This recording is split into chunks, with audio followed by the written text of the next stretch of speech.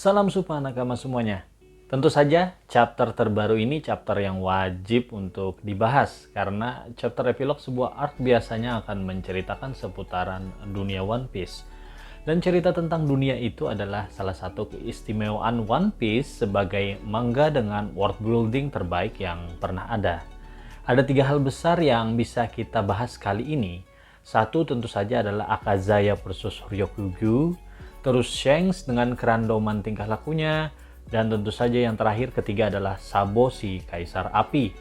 Langsung saja kita bahas halaman per halaman seperti cuap-cuap sebelumnya. Sampul majalah kali ini adalah combo One Piece dan Detektif Conan ya, di mana Luffy dan Toru Amuro atau lebih dikenal dengan codename Bourbon ada di majalah Weekly Shonen Jump. Sementara Conan Edogawa bersama Roronoa Joro yang memang hobi nyasar ada di sampul majalah sebelah yaitu Weekly Shonen Sunday. Sampul kolaborasi ini infonya dibuat untuk merayakan wawancara gabungan Oda Sensei dan Goso Sensei. Jika One Piece sudah mencapai chapter 1054, Detektif Conan sekarang sudah mencapai chapter 1096.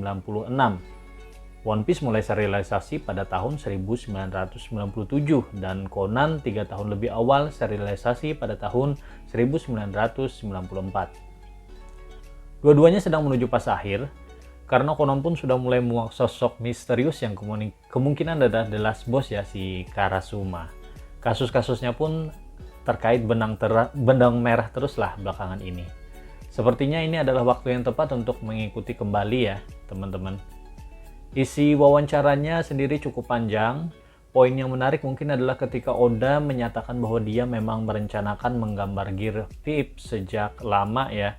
Gear 5 dengan kekonyolannya yang merupakan antitesa dari pertarungan shonen-shonen masa kini yang kian serius, Oda ingin mengembalikan elemen kekonyolan dan kebebasan ekspresi yang diciptakan di awal-awal komik terbentuk. Oda juga mengatakan One Piece mungkin akan diselesaikan 3-5 tahun lagi, walaupun menurutku pribadi mungkin 5-7 tahun ke depan adalah waktu yang pas. Oh ya, 22 Juli kemarin One Piece resmi berumur 25 tahun. 5 tahun lagi berarti pas 30 tahun serialisasi. Sampul chapter adalah Color Sprite, menggambarkan 4 bounty poster Yonko ya tentu saja. Dan hal yang bisa dibahas tentunya adalah color scheme atau skema warna dari Nika. Sesuai prediksi pen artis termasuk aku sendiri, warnanya full putih tapi masih menyisakan warna kulit asli. Color scheme Nika juga muncul di sampul volume 103 ya, menyisakan warna kulit, sandal sakti, dan selendang ungu Luffy.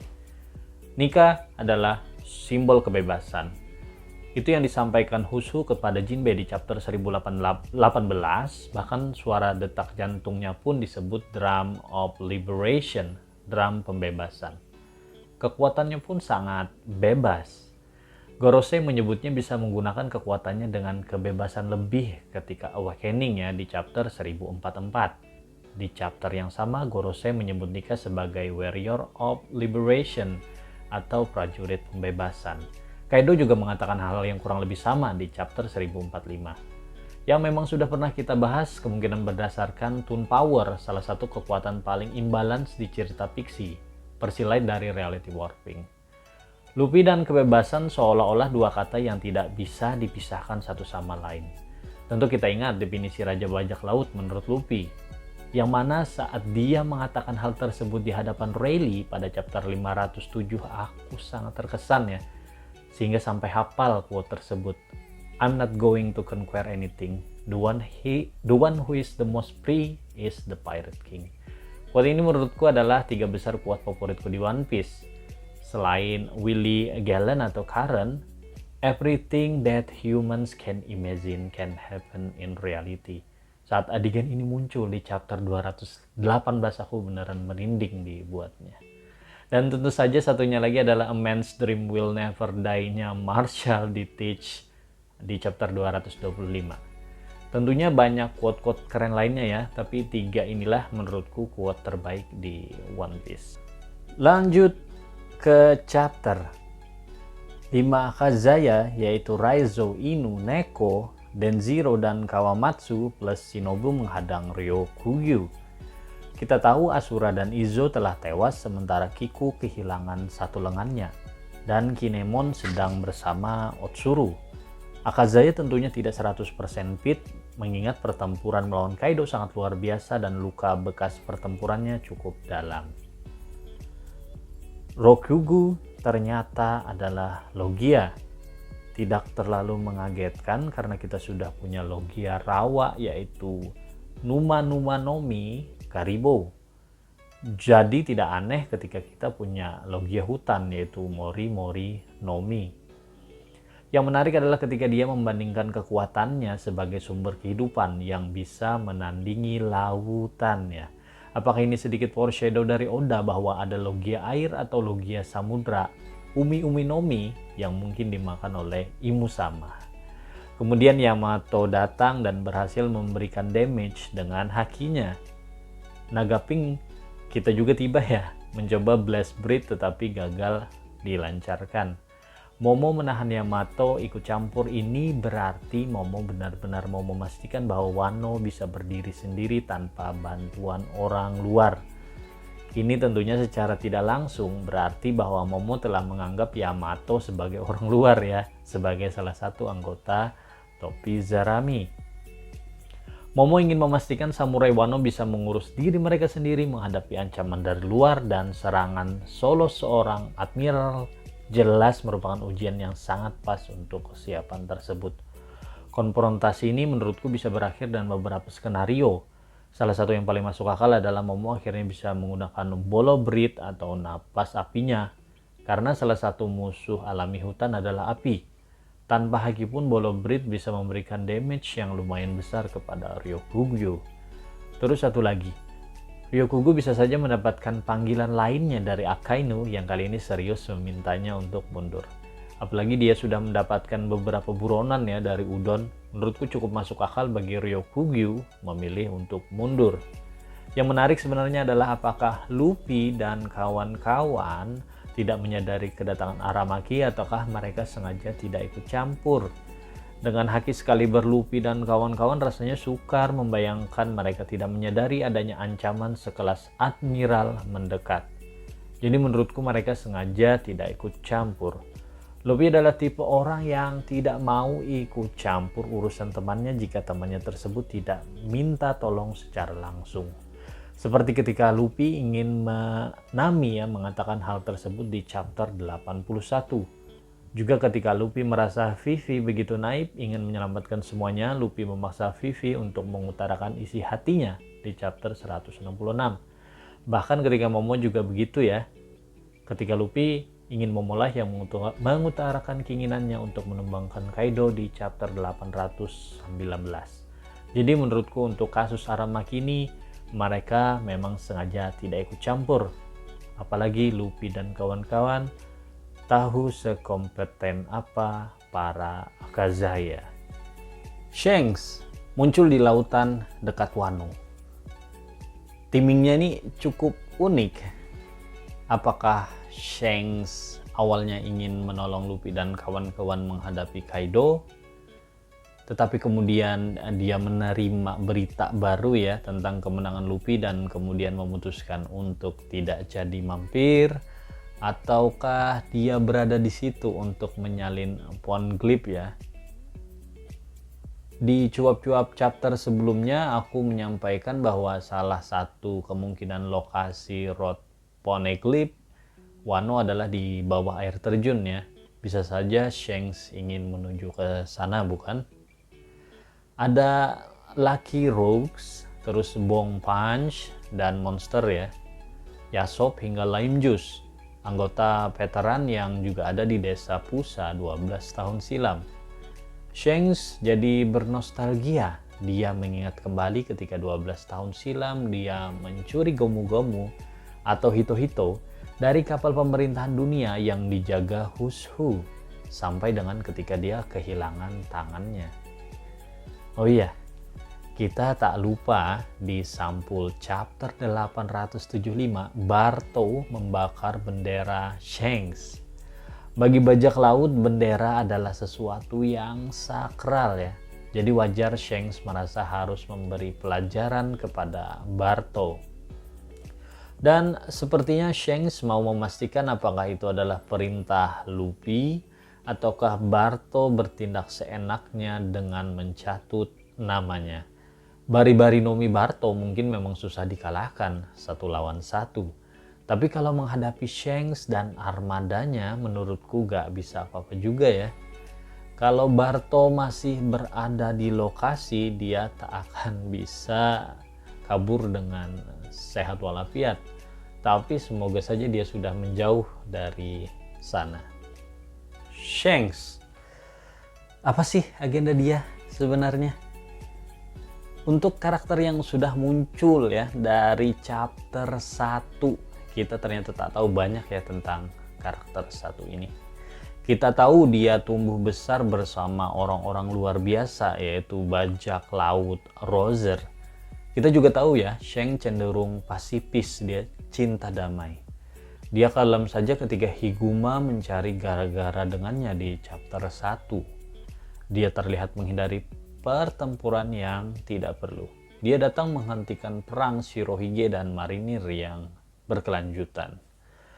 Dari petunjuk yang diberikan Eiichiro Oda ya di sana sini tentang Shanks, kemungkinan besar Shanks juga tahu ya walau hanya secara garis besar apa itu One Piece, apa itu keinginan D, apa itu abad kekosongan.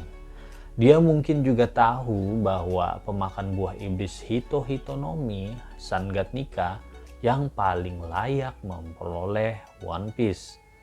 Makanya ketika akhirnya dia bisa merampasnya 12 tahun silam, dia langsung menuju ke East Blue. Untuk apa? Untuk mencari putra Roger ya. Tak usah menebak, tak susah sebenarnya menebak. Shanks mengetahui bahwa Ace disembunyikan Garp di East Blue.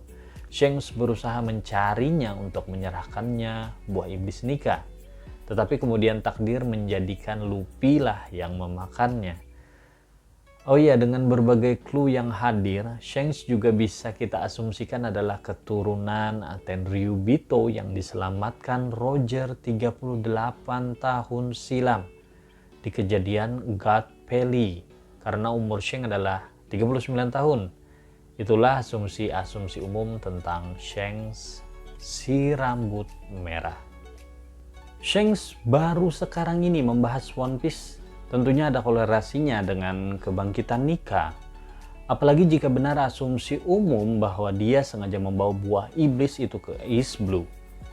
Tambahan lain adalah dia pernah menyampaikan bahwa kalaupun suatu saat dia memang akan menuju Loudstyle, dia bersama Buggy dengan kapal mereka masing-masing akan menuju ke sana. Shanks bisa saja akan bertemu Buggy dalam waktu dekat dan mengajaknya ke Loudstyle. Aku pikir mereka sudah mengerti ya lokasi Loudstyle di mana, tetapi memang belum terbesit niat sekalipun untuk ke sana. Nah, sedangkan Luffy akan mencapai Loudstyle dengan jalur paling benar ya, yaitu mengumpulkan 4 Road Poneglyph. Kurohige di lain sisi selama ini selalu memiliki cara tak biasa untuk mencapai keinginannya. Status Shichibukainya diraih dengan cara tak lazim. Merekrut anggota pun dengan cara tak lazim. Menurutku dia akan menggunakan cara tak lazim pula untuk mencapai Loudstyle. Bisa saja dia sudah menyiapkan penyusup di kubu Buggy atau bahkan kubu Shanks, bukan? Jadi dengan caranya masing-masing, sangat besar kemungkinan keempat kaisar lautan berkumpul di pulau terakhir Loudstyle di saat yang bersama. Kemudian kita membahas tentang Lurking Legend. Pada jam Pesta 2018 yang dilaksanakan Desember 2017, Oda menyatakan bahwa dia akan memunculkan Lurking Legend yang dikatakan Oda merupakan musuh terbesar yang akan dihadapi kelompok topi jerami. Nah, di tahun 2018, tepatnya bulan Juni, di chapter 906, Oda memunculkan Imusama pertama kali. Kemudian tepat satu chapter setelahnya, di chapter 907, nama Rocks pertama kali disebutkan. Jadi wajar ya kita asumsikan Lurking Legend adalah salah satu dari dua tokoh tersebut. Uniknya, Shanks berbicara dengan Gorosei tentang seorang bajak laut juga di chapter yang sama. Makanya, saat chapter itu rilis, aku langsung berteori bahwa Kurohige adalah anaknya Rocks, mengingat umur Teach adalah 40 tahun, sementara kejadian God Peli adalah 38 tahun silam. Secara timeline itu sangat cocok. Tetapi kemudian aku menyadari hal itu cukup standar dan tidak begitu mengejutkan kalau terjadi. Makanya kemudian aku memikirkan kemungkinan lainnya ya, bahwa Teach bukan anak Sebex, tetapi dia adalah Sebex itu sendiri. Aku membayangkan Sebex memiliki buah iblis yang paling bajak laut yang pernah ada, yaitu buah iblis dengan kemampuan merampas. Bisa merampas kemampuan buah iblis orang lain sementara, atau merampas benda lawan, dan lain sebagainya. Makanya dia bisa dikalahkan Roger dan Garp yang notabene petarung yang tidak mengandalkan buah iblis. Katakanlah ketika dia dikalahkan 38 tahun silam, sebelum tewas dia menggunakan kemampuan buah iblisnya untuk terakhir kali merampas tubuh anak kecil berumur 2 tahun yang kebetulan berada di God Valley. Siapa dia? Marshall the Teach. Selama ini dia bersembunyi atau lurking jauh di dalam tubuh Teach, menunggu momen tepat untuk muncul kembali. Shanks yang sepertinya sangat memperhatikan gerak-gerik Teach menyadari hal ini dan berusaha menyadarkan Gorosei ya, potensi ancaman dari masa lalu yang semakin besar. Well, ini teori liar ya nakama, jadi masih banyak sekali kejanggalannya. Dan asumsi-asumsi umum tentang Shanks adalah dia seorang figur mentor atau bapak dari tokoh utama kita yang baik hati dan bermartabat. Tetapi bagaimana kalau ada plot twist lainnya? How about a little plot twist? Misal, Sebex tidak bersemayam di tubuh Kurohige, tapi sebenarnya dia selama ini ada di dalam tubuh Shanks. Itu akan menjadi plot twist yang luar biasa gila, bukan?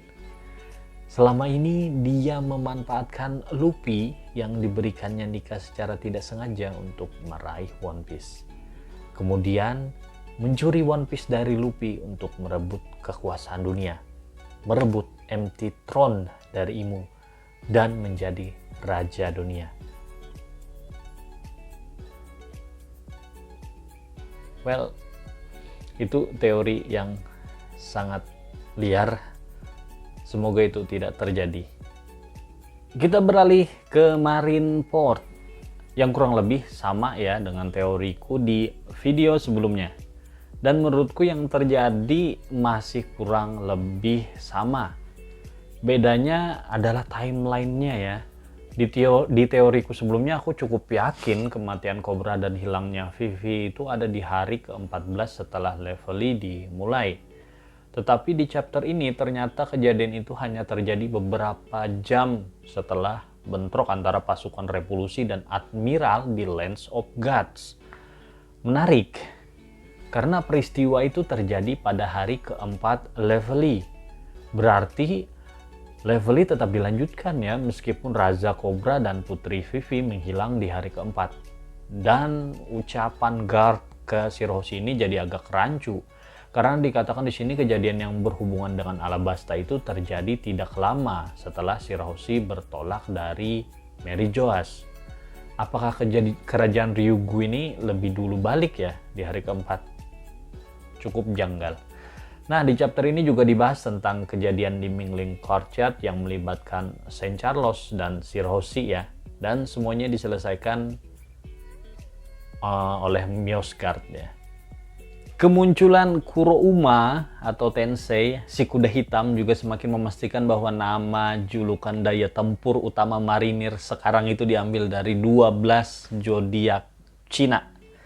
Kita punya anjing merah, Akainu, harimau ungu, Fujitora, benteng hijau, Ryokugu yang notabene satu family ya dengan zodiak sapi, monyet kuning, Kijaru, terus 2 calon admiral yaitu Tokikake si babi coklat, Cheton, dan Gion si kelinci merah muda yaitu si Momosagi.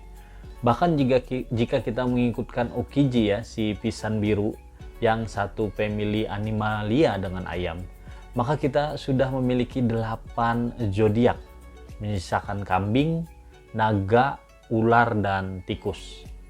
Kambing mungkin memang identik dengan Sengoku ya, tetapi mungkin bukan dia. Sedikit kembali ke Ryokugyu, aku cukup kaget dengan pola pikir Ryokugyu yang mendukung penuh monarki absolut ya, dan mengatakan bahwa hierarki maupun pekastaan lah yang menciptakan keseimbangan. Pemikiran yang cukup ekstrim. Kita tahu sistem pemerintahan monarki absolut adalah sistem dominan yang memang diberlakukan hampir di seluruh negara dunia One Piece ya. Di dunia One Piece sendiri kita tahu ada 170 negara di bawah pemerintahan dunia. Kemungkinan seluruhnya menganut sistem pemerintahan yang sama yaitu monarki. Di mana 50 monarki diantaranya terpilih mengikuti leveling. Nah, kebanyakan negara atau kerajaan di dunia One Piece juga mengambil referensi dari negara di dunia kita ya. Contohnya, Kano Kuni adalah Cina, Dressrosa itu Spanyol, terus Roswan adalah Rusia, Bollywood adalah Amerika, Tajine adalah Maroko, Shisano atau Kingdom of the Dead ya adalah Meksiko, Aegis adalah Inggris, White Land adalah Greenland, Deol adalah Jerman, Praus adalah Prancis, dan lain-lain. Kondisi dunia One Piece saat ini sebenarnya sangat mirip dengan kondisi di dunia kita di tahun 1700-an ketika monarki masih menjadi sistem pemerintahan dominan di banyak negara. Di dunia kita di era 1700-an mulai berkembang pemikiran-pemikiran luar biasa tentang hak asasi manusia dan toleransi keagamaan. Hal yang bertentangan dengan praktik monarki absolut. Puncaknya adalah terjadinya revolusi Prancis pada tahun 1789 ya, yang menggulingkan monarki dan mengubahnya menjadi pemerintahan republik. Nah, revolusi Prancis kemudian mengilhami pergerakan serupa di seantero dunia, antara lain revolusi Rusia, munculnya gerakan hak pilih universal hingga pergerakan abolisionis untuk mengakhiri perbudakan. Hal yang mungkin akan segera terjadi ya di dunia One Piece ketika bangsawan dunia akad Tenryubito akhirnya ditumbangkan, selain oleh pasukan revolusi juga oleh Warrior of Liberation ya, prajurit pembebasan Nika. Nah, di chapter ini terlihat ada gerakan revolusi di salah satu negara aliansi pemerintahan dunia. Secara khusus Kurouma menyebutnya pemberontakan 8 negara, yang kemungkinan besar 8 negara itu adalah 8 negara yang paling menonjol ya di level yaitu Roswan, Bollywood, Tajine, Shisano, Aegis, White Land, Deol, dan Praus. Khusus Praus yang terinspirasi dari Prancis menurutku adalah kerajaan yang muncul di halaman terakhir di chapter ini.